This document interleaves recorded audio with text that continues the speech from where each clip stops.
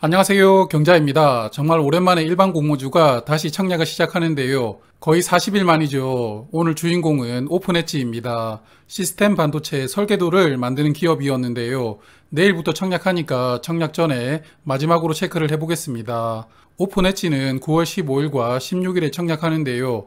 KB스타리츠와 같은 일정으로 청약을 합니다. 두 종목은 금요일까지 청약을 하고 환불은 다음 주 화요일이니까요. 환불 기간이 4일이 됩니다.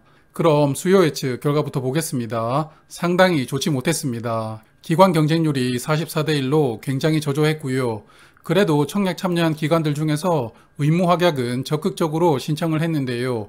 의무합약 비율이 15.8%였습니다. 수요 예측 결과는 언밸런스하게 나왔는데 잠시 후에 이렇게 나온 종목들 성적 한번 살펴보겠습니다.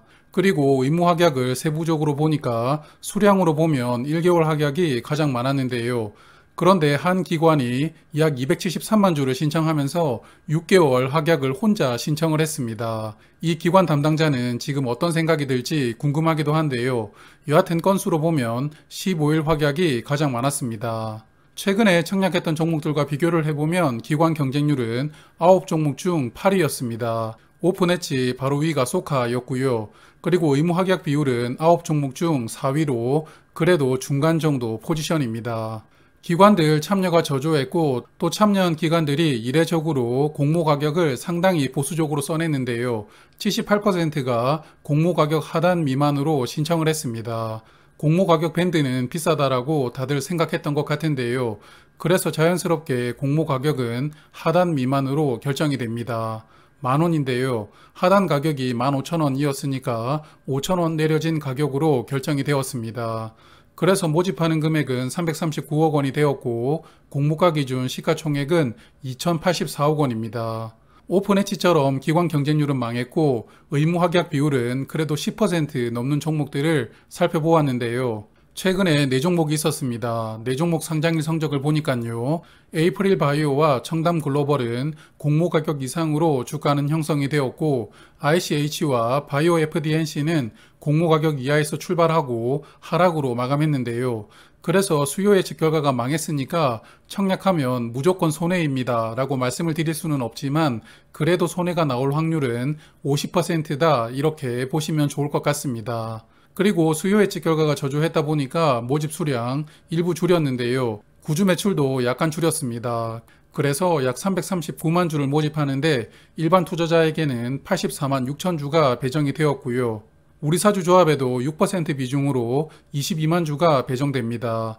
우리사주 배정 물량은 줄이지 않았는데요. 오픈엣지 총 직원 수가 105명이라고 하니까 배정 수량을 직원 수로 나누어 보면 1인당 약 2,100주가 됩니다. 증거금도 2,100만 원 필요하거든요. 아마도 사전에 직원들에게 청약 수요 조사를 하고 우리사주를 배정한 것이라고 생각이 들거든요. 그래서 개인적으로는 우리사주 물량 모두 소화하지 않을까 생각을 합니다. 그럼 이제 유통물량 보겠습니다. 의무합약을 적용해본 상장일 유통물량이 496만 주입니다. 비중으로는 23.8%이고요. 실제 배정에서 의무합약을 조금 더 늘려준다면 20%대 초반까지도 유통물량이 줄어들 수 있을 것 같습니다. 유통물량 장점이라고 생각을 하고요. 그리고 이 종목 스톡옵션이 꽤 많은데 워밍업에서도 말씀을 드렸지만 의무합약이 걸린 물량과 걸리지 않은 물량을 구분을 해놓지 않았습니다. 그래서 상장일부터 행사 가능한 물량이 몇 주가 되는지 정확하게 파악을 하지 못했는데요. 스톡옵션에 대해서는 그냥 스킵하도록 하겠습니다. 주관사는 삼성증권인데요. 청약 한도가 일반 고객은 2만 1,000주이고 우대 고객은 8만 4,000주까지 청약을 할 수 있습니다. 아마 이 종목 한도까지 청약하실 분들이 계실지는 모르겠지만 2만 1,000주 청약하신다면 증거금 1억 500만 원이 필요하고요. 청약 최소 수량이 10주입니다. 10주 청약한다면 증거금 5만 원 필요하고요. 삼성증권도 청약 수수료는 2,000원입니다.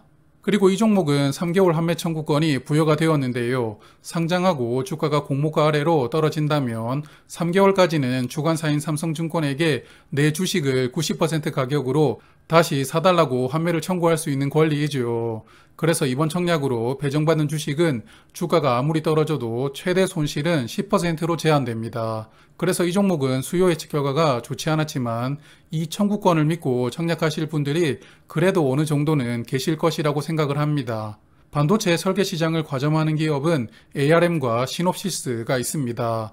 ARM은 상장되지 않았기 때문에 밸류를 알 수 없지만 시놉시스는 어제 기준 PER이 45.9 정도가 되더라고요. 어제 나스닥 시장 급락했죠. 그래도 반도체 IP 기업들의 밸류는 여전히 높은 수준을 유지하고 있다고 볼 수가 있습니다.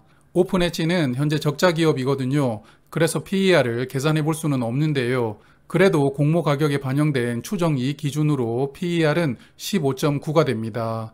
이렇게 미래 실적을 반영하는 기업들이 등장을 할 때마다 늘 말씀드리고 있지만 공모 가격이 적정한지를 따져보기가 참 힘듭니다. 그래서 기존 밴드보다 크게 낮아져서 공모가는 확정이 되었지만 이 공모 가격이 적정하냐에 대한 여부는 똑부러지게 말씀드리기가 어렵습니다. 다만 기존 주주들의 평단가 유출을 해볼 수 있었는데요. 작년 3월에 주관사인 삼성증권을 포함해서 기존 주주 일부가 3자 배정 유상증자로 투자를 했습니다. 그때 취득했던 단가가 7,920원인데요. 공모 가격이 만원으로 결정이 되었으니까 이들 평단가보다 26% 정도가 높은 가격이죠. 물론 더 일찍 투자를 했던 주주들의 평단가는 7,900원보다 더 낮겠지만 그래도 공모 가격 아래에서 기존 주주들 물량이 대량으로 나오지는 않을 것 같다라는 예상도 해봅니다. 그래서 이 종목은 장점이 환매 청구권이 있다는 부분하고 유통 물량이 20%대 초반으로 좋다는 부분을 장점이라고 생각을 해보고요.